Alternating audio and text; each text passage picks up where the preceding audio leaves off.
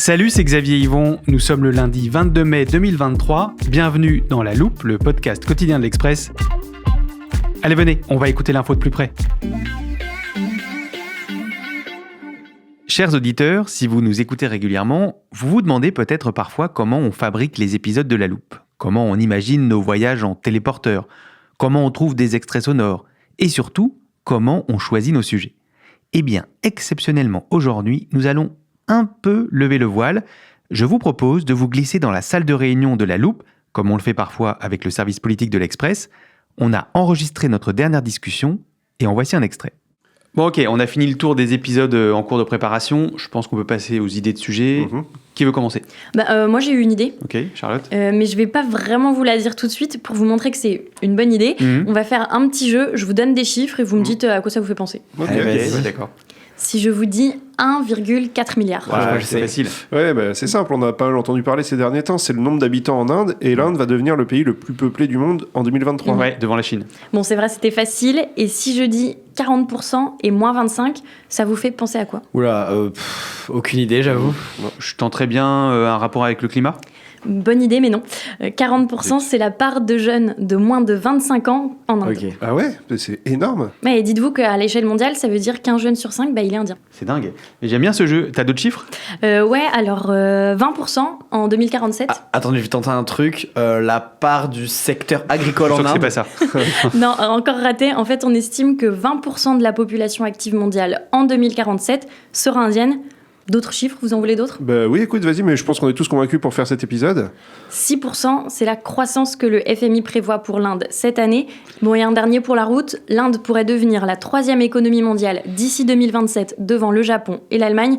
Mais je vous rassure, c'est pas un épisode pour raconter que des chiffres. Ouf. Derrière tout ça, l'Inde a plein de défis. Ah, c'est super intéressant. Ouais, je pense qu'on a bien compris l'intérêt du sujet. C'est sûr qu'on en fait un épisode, tout le monde est d'accord ?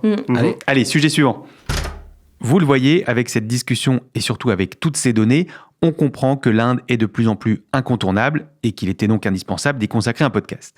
Dans cet épisode, les chiffres que vous avez entendus vont prendre tout leur sens.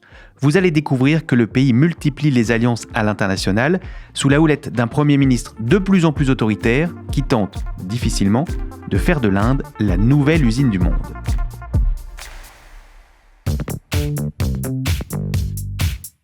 Pour cet épisode, j'ai tout naturellement appelé André Chup, correspondante de l'Express en Inde. Salut André. Salut Xavier.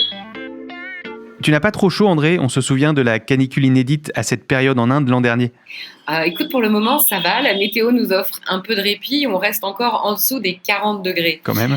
Mais juste petite précision concernant le nombre d'habitants en Inde. On ne le connaît pas exactement et on ne sait donc pas quand l'Inde dépassera précisément la Chine.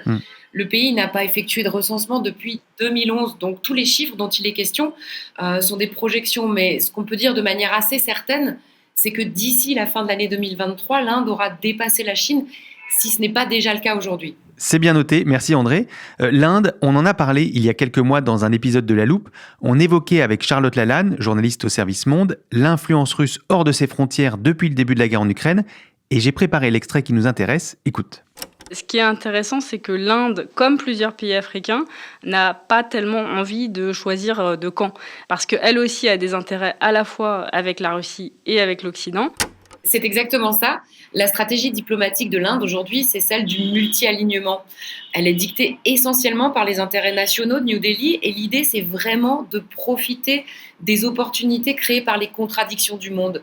Ce principe diplomatique, il s'éloigne en fait de la tradition indienne de non-alignement. Pour rappel, les non-alignés, ce sont des pays qui, à partir de la guerre froide, ont assumé de n'être ni avec ni contre aucune grande puissance mondiale. Et l'Inde était moteur dans ce mouvement, qui était notamment porté par les principes gandhiens de non-violence. Le multi-alignement, en revanche, c'est une stratégie au service de la puissance indienne, qui a pour figure le charismatique Narendra Modi, qui est le Premier ministre indien, évidemment. Ça veut dire que l'Inde considère autant la Russie que l'Occident comme partenaires. C'est ça. On peut dire que l'Inde joue sur tous les tableaux. Historiquement, elle est proche de Moscou, son principal fournisseur d'équipements militaires, et elle n'a jamais condamné explicitement l'agression russe, et s'est systématiquement abstenue de voter des résolutions en ce sens aux Nations Unies, malgré les pressions occidentales. En revanche, ça n'a pas empêché Narendra Modi de signifier à Vladimir Poutine que L'heure n'était pas à la guerre, et ça c'était en septembre 2022. Mais l'Inde, elle profite également des embargos qui sont imposés à Moscou par les Européens et les Américains, notamment sur le pétrole russe, et elle en achète en fait à prix réduit. Moscou est désormais le principal fournisseur de pétrole brut de l'Inde. Plus d'un quart de ses importations en janvier venaient de Russie, contre moins de 1% avant la guerre. Mais attention, New Delhi s'inscrit aussi dans la stratégie des Européens. C'est-à-dire ? Alors les sanctions européennes veulent mettre à mal les recettes russes qui permettent de financer la guerre, tout en évitant un choc pétrolier. Alors les raffineries indiennes, elles achètent du pétrole brut en Russie, le transforment et le revendent en Europe et même aux États-Unis. Par exemple, on sait que l'Inde a envoyé quelques 89 000 barils par jour d'essence aux États-Unis au mois de janvier. Donc tu vois, dans les deux camps et au service de ses propres intérêts. Je précise que tu es à New Delhi, André, la capitale, dont on entend un peu les klaxons derrière toi. Et au début de la guerre en Ukraine, tu as vu un sacré défilé de présidents, de ministres et autres diplomates du monde entier. Oui, tout le monde se pressait en Inde à cette époque-là. Ursula von der Leyen était en Inde en tant qu'invitée d'honneur. Première visite en Inde pour Boris Johnson. C'est le fief de Narendra Modi. Le Premier ministre y accueille donc son homologue australien, Anthony Albanese, en visite pour 4 jours. Et signe de ce grand écart diplomatique, au début de la guerre, en mars 2022, Sergueï Lavrov, le ministre russe des Affaires étrangères, atterrissait dans la capitale indienne quelques heures à peine après le départ de Liz Truss, la chef du gouvernement britannique de l'époque. Et l'Europe et les États-Unis s'accommodent de cette position médiane de l'Inde ? En fait, l'Europe et les États-Unis n'ont pas trop le choix. Ils ont besoin de l'Inde pour contrer l'influence grandissante de la Chine dans l'Indo-Pacifique. Et l'un des arguments que l'Europe et les États-Unis avancent, c'est que l'Inde, c'est aussi le seul géant démocratique de la région, même si on peut considérer en ce moment que la démocratie indienne est à la dérive. Mais l'Inde, c'est aussi un gigantesque marché, notamment quand il s'agit d'équipements militaires. New Delhi est le plus gros importateur d'armement au monde, notamment parce qu'il lui faut renouveler son parc militaire vieillissant. Par exemple, on a la France qui se positionne avec les Rafales, les Américains avec les Falcons. En fait, tout le monde veut signer des gros contrats avec New Delhi. Par ailleurs, l'Inde, c'est le 3e pollueur au monde, donc aucun accord sur le climat ne pourra jamais se faire sans que l'Inde y participe. Et le pays a bien conscience de ce levier également. Sur la question du conflit en Ukraine, l'Inde apparaît aujourd'hui finalement comme l'un des rares pays qui peut encore parler aux deux côtés et est perçu comme impartial, contrairement à un pays comme la Chine. Donc là, on voit bien que New Delhi a déjà réussi à se faire une place sur la scène internationale et le pays se sert aussi de certaines plateformes et notamment de la plateforme que lui offre la présidence tournante du G20 cette année. L'Inde qui veut et parvient à s'installer sur la scène internationale, mais tu l'as dit, la démocratie indienne est à la dérive et la situation politique du pays est aujourd'hui explosive.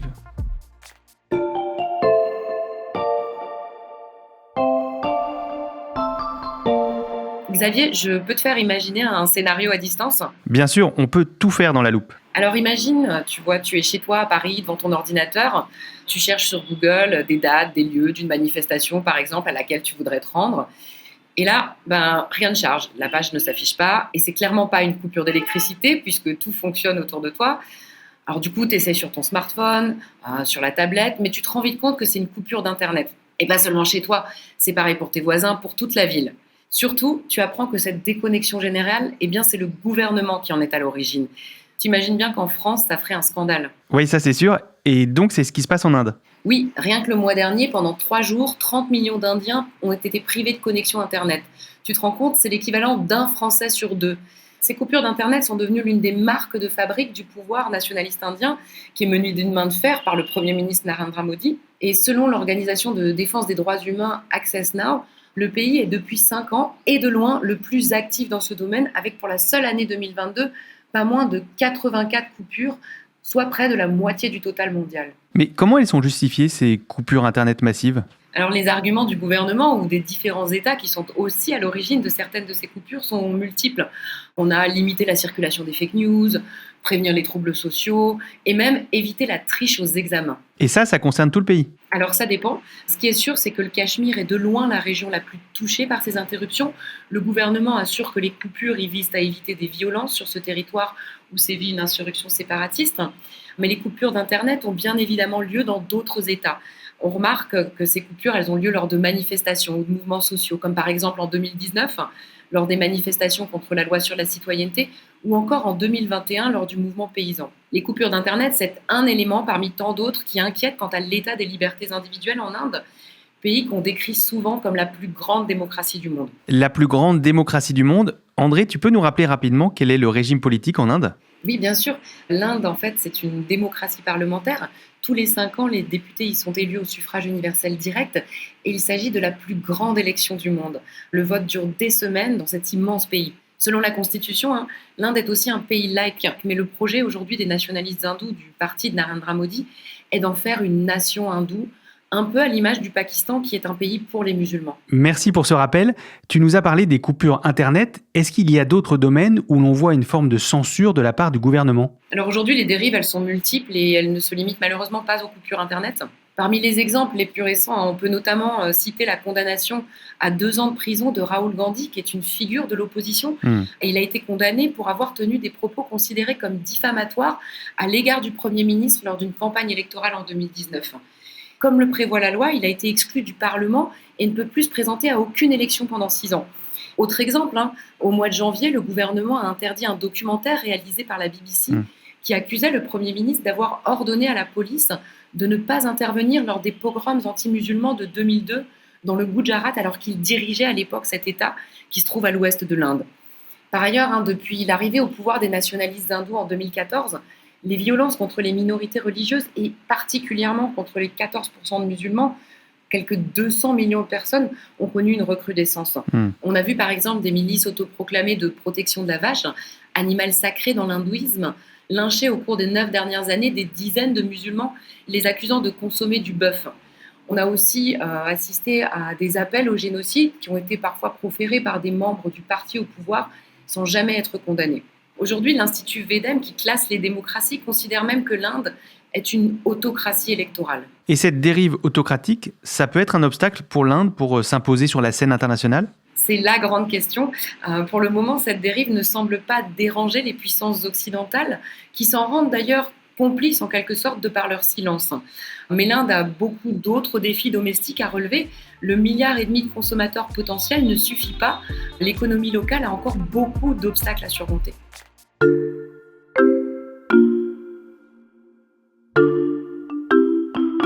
Dans les chiffres qu'on a donnés au début de l'épisode, il y avait une estimation de la croissance de près de 6% cette année. Pourtant, André, tu nous dis que l'Inde doit faire face à des défis économiques. Et oui, parce que tous ces jeunes dont on a parlé plus tôt, il va falloir leur trouver un travail. On estime que le chômage des jeunes s'élève à près de 24%. Ça, ce sont des chiffres de la Banque mondiale. Et donc, le gros défi économique de l'Inde, ça va être de créer des emplois pour cette jeunesse. Et des vrais emplois, pas juste des petits boulots de livreurs pour les applications de livraison de repas à domicile. Et ça ne concerne que les jeunes ? Non. Selon les économistes, le pays va devoir créer 200 millions d'emplois au cours de la prochaine décennie pour occuper tous les Indiens en âge de travailler. On sait aussi que plus de 40% de la population ne cherche même pas d'emploi parce qu'elle a été découragée sur le marché du travail. Par ailleurs, dans les chiffres du chômage qu'on a pu citer, il y a un vrai problème de définition sur qui est-ce qu'on considère comme étant un chômeur ou pas. Dans les statistiques qui sont faites en Inde, généralement, quelqu'un qui va travailler 2 heures dans une journée est considéré comme ayant un emploi. Il y a aussi un autre gros défi pour l'Inde, c'est un des pays qui a le plus faible taux de participation des femmes sur le marché du travail. Selon les estimations les plus basses, elle ne serait que de 9%. Et tout ça, ça va de pair avec un problème de formation. Un problème de formation parce qu'il n'y a pas de bons établissements pour les études supérieures ? Alors si, il y a d'excellents établissements pour les études supérieures. Il y a des institutions d'élite qui font la fierté de l'Inde, comme par exemple les instituts indiens de technologie, qui ont formé bon nombre de patrons de la Silicon Valley. On pense par exemple à Sundar Pichai, le PDG d'Alphabet, la maison mère de Google, ou encore l'ancien PDG de Twitter, Parag Agrawal. Mais ces institutions d'élite, elles ne sont pas assez nombreuses pour offrir des formations à l'ensemble de la jeunesse. Et on a vu une explosion d'universités privées au cours de la dernière décennie, qui sont malheureusement de qualité inégale. Résultat, il y a un vrai décalage entre la formation et les besoins de l'industrie. Par ailleurs, cette élite ultra compétente qui a été formée en Inde va généralement rester dans le pays quelques années avant de partir à l'étranger, comme aux États-Unis par exemple. Et donc, comment on fait pour créer tous ces vrais emplois, comme tu dis ? Alors pour ça, l'économie indienne doit changer. Elle ne peut plus se contenter aujourd'hui d'être le back-office du monde. Son ambition aujourd'hui, c'est de remplacer la Chine et de devenir la nouvelle usine du monde. Dans plusieurs secteurs, par exemple, l'Inde a mis en place des subventions pour attirer les entreprises étrangères. L'idée, c'est de devenir une Inde autonome. C'est l'idée qui est promue par le Premier ministre aujourd'hui, notamment car au moment du Covid, le pays s'est rendu compte de sa grande dépendance vis-à-vis de la Chine. par exemple lorsqu'il s'agit des principes actifs dans l'industrie pharmaceutique ou encore des semi-conducteurs. Et ce mouvement-là, il a déjà commencé. Tiens Xavier, je t'envoie une vidéo par email. Ok, attends, je l'ouvre. Alors je te la décris. Là, tu vois, on est à Bombay. La grande devanture en verre, c'est celle d'un magasin Apple, mais pas n'importe lequel. On assiste là à l'ouverture du tout premier magasin Apple en Inde. Et tu as vu tous les employés avec leurs t-shirts verts ? Oui, ils sont nombreux pour accueillir les premiers clients, mais attends, je reconnais bien l'homme au milieu ? Oui, c'est Tim Cook, le directeur d'Apple, qui est venu en personne. C'est dire à quel point c'est un événement. Et c'est la continuité de ce qui est déjà en place. Apple a produit 7% de ses téléphones sur le territoire indien l'année dernière pour 7 milliards de dollars contre 1% en 2021. La marque américaine est devenue l'un des plus grands exportateurs de téléphones en Inde via ses sous-traitants qui ont installé des usines dans le pays. Pour la première fois d'ailleurs, son tout dernier modèle, l'iPhone 14, a commencé à être fabriqué en Inde à peine quelques semaines après sa sortie. Jusqu'à présent, Apple avait pour habitude d'attendre que la production sur les chaînes chinoises soit parfaitement huilée avant de commencer à fabriquer également dans d'autres pays.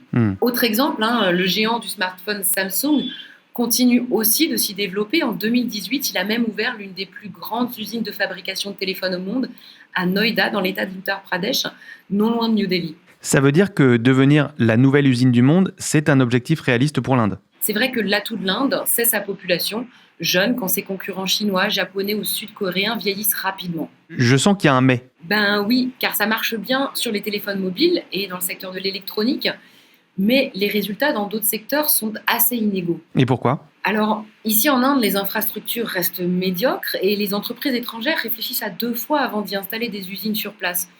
Les ports, les lignes ferroviaires, le réseau électrique, ce sont des maillons essentiels qui souffrent de la comparaison avec les infrastructures ultra performantes de la Chine.